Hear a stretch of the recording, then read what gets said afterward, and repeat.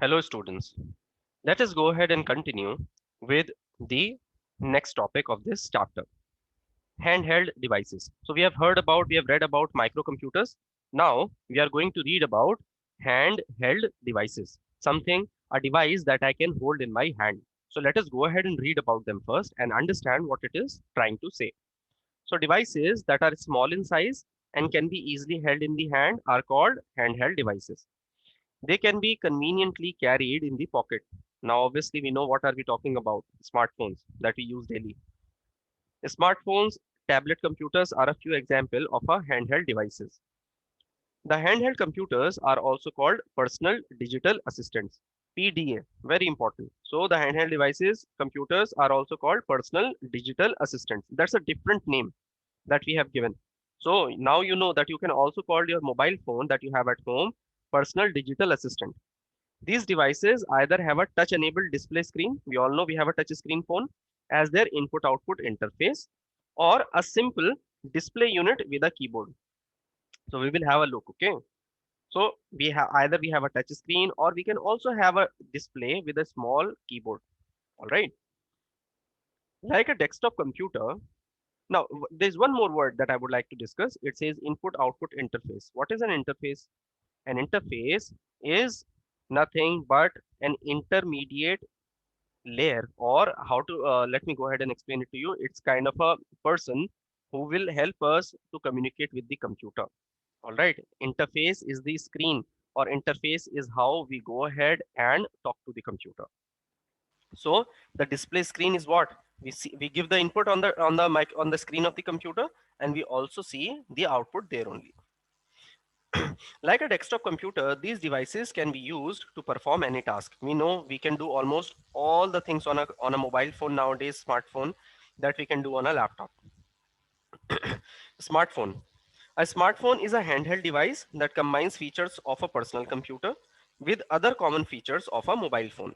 So we have a feature of the personal computers, and we also have the feature of a cell phone. Like for example, it can be used for making and receiving calls. Obviously you cannot make and receive calls from a laptop.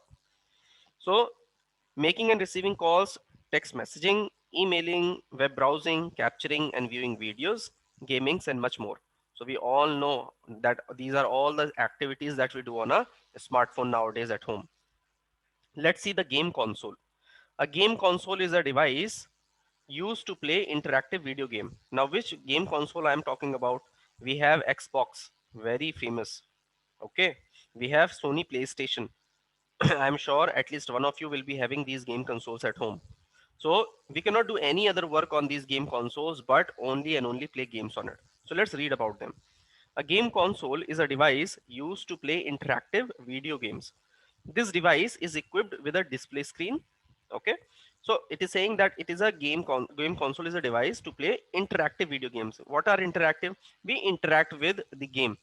When I press the button on the remote control of my game, the character that I have on the screen can jump, or it can fight, or it can put a punch, whatever it is. This device is equipped with a display screen, okay, game controls and speakers. So the kind of game console that this one is talking about is saying it can have a display screen. Yes, certain games game consoles can have a display screen, or it can also be without a display screen. Okay, and we can connect the console to our screen, to our TV or to a computer also. It has a joystick. What's a joystick? The game controls. If you have a look on the left hand side, this remote that we call the remote control is the joystick. Okay, and actually let me tell you something. Joystick does not look like this. Joystick used to be the remote in previous years. It used to come before. It used to have a stick which you can rotate, and you can move around in all the directions to play the game. This is a remote control. It can also be connected to a television or a computer, as I have told you. And in that case, the user interacts with the game through a handheld controller. So what is a handheld controller? This remote control that we see here, have a look. This remote control is a handheld computer. Sorry, handheld controller. All right. Okay. Let's read further. Examples of game consoles include Microsoft Xbox, Sony PlayStation, Nintendo GameCube, and Nintendo Wii. So these are all the names of the games that we play. Okay, all the game consoles that we have. So Microsoft Xbox, Sony PlayStation, all these are two very famous game consoles. Okay, we have a lot of computer games around after these companies. Let's see embedded systems. Now we are coming to the third major topic. We have read about microcomputers, then we saw handheld devices. Now we are talking about embedded systems. So what are these? Let's read about them. An embedded system is the one that has a computer hardware with software embedded or implanted into a larger device. Okay, I'll give you an example first, then we will understand. Read the example here. Let me turn on the marker. For example, TV sets, vehicles, telephone, digital camera, washing machine, microwave, etc. So what are these? Why are we talking about these equipments? If you notice a microwave, we have all seen that we can go ahead and set the timer in a microwave. If I want to heat my food for 1 minute, I will set the timing. At the same time, I can talk about my washing machine. Now, some houses have fully automatic washing machine and a few houses have a semi-automatic washing machine. So if you select the right buttons, it will wash the clothes for certain time and later on it will stop, and then once again it will go ahead and continue washing the clothes. So that is how it works. Now, let's go ahead and talk about television sets. So I'm sure you have all heard about smart TV. Okay. Nowadays, you can watch YouTube on television. You can play games. You can go on online on the television itself. So these smart TVs are also embedded system. Now, what is an embedded system? These washing machine, microwave, TV, etc. They all have a small CPU inside it. They have a small CPU or they have a small hardware and a software inside them. What's the hardware? Everything that you can see and touch, the physical components of a computer are called hardware, and whatever instruction we give to a hardware to work is the software. So what is an embedded system? An embedded system is the one that has a computer hardware with software embedded or implanted into a larger device. What is embedded or implanted? If I have kept or if I have attached my computer hardware onto a device like a washing machine inside it, then it becomes an embedded system. Okay, I hope this is clear. Let's go ahead and read about it further. So it comprises of all essential computer components like CPU, RAM, ROM, input and output medium. So it will have all the components. Okay, your washing machine, if you have a fully automatic washing machine, if you have a smart TV, if you have a microwave, okay, if you have a digital camera, you will have all these things. It will have a CPU, a RAM, a ROM, input and output medium, but does not have disk drive, keyboard or a screen. So there are few things that are lacking. It does not have a hard disk, it does not have a keyboard, and it does not have a screen. It is designed to perform a specific task in various devices. So if I want to wash my clothes, I will use a washing machine. If I want to watch TV or go online or go on Netflix, I will use a smart TV. So whenever I'm using Netflix on my TV itself, that's a smart TV. Okay. For example, TV sets, vehicles, telephones, digital cameras, washing machine, microwave, printer, dishwasher, medical equipments are the devices that are controlled by embedded systems. Embedded systems are also called microcontrollers.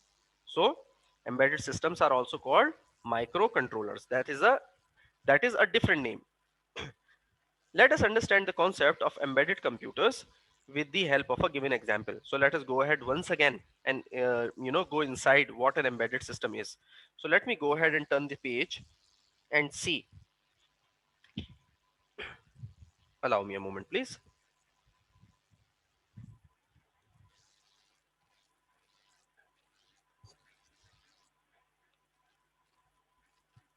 Okay, this is the page that we want to read. So let us read the example. In a microwave oven, the role of embedded system is to take instruction from the user through a keypad and translate them into commands. So if you have ever used a microwave, what do? You select the timer from the keys that are present. You press the keys and it will set the timer. So when you press the key, it will translate the pressing of the key into a command. These commands are then passed on to the microwave to obtain the desired output. What is the desired output? The output is when I press the start button on the microwave, it will start heating the food for 1 minute. It will never happen that you select 1 minute for heating the food and it will heat for 1 hour. No, it will not work like that. Suppose you want to cook noodles in a microwave. You will put the ingredients in a bowl and place that bowl on a glass tray. Set the timings for it and press the start button. The microwave will stop as per the timings set for the cooking set for cooking the noodles. All this is handheld all this is hand-led by the embedded computer of the microwave. So all this work that you set the timer and that microwave will heat for that timer only, this is all done with the help of a micro embedded computer which is inside the microwave. Let us go ahead further and read mini computers. What are mini computers? Let us try and understand. Mini computers. These computers are bigger in size than microcomputers. Very important. Please understand this. You have not seen these kind of computers before in your life, I'm sure. So it will be bigger than a laptop or a desktop. These computers are bigger in size than microcomputers, typically being the same size as that of a refrigerator. Now imagine, we have all seen a refrigerator at home. It will be of a similar size as that of a refrigerator. They have a higher processing speed and are costlier than microcomputer. Now obviously every person cannot purchase a microcomputer, this mini computer. I can purchase a laptop, I can purchase a desktop, but I will not be able to purchase a mini computer because it will cost me a lot. These computers are capable to support about 4 to 200 users simultaneously. Very important. How many users we have on a laptop or a desktop? Only one. One person sits and he can complete the work. But what about mini computers? At least 4 to 200 people can sit on it and work together. They are used in banks, universities, and other big organization. Okay, so if I want to work, if a bank person wants to work, not there is not only one employee. Okay, not one person in a bank. There are a lot of people. So in a bank, a lot of people can sit, four or more than that, and up to 200 users. That is a large number. Examples are PDP-8, HP 2100, Microvax 3100. So these are the names of my mini computers. Let's come to the biggest computer that we have. Okay, mainframe computers. These computers are very powerful. Okay, these are even bigger than mini computers. They are big in size with a large memory and high speed. Okay, they are very large. They are designed to tackle huge amount of data.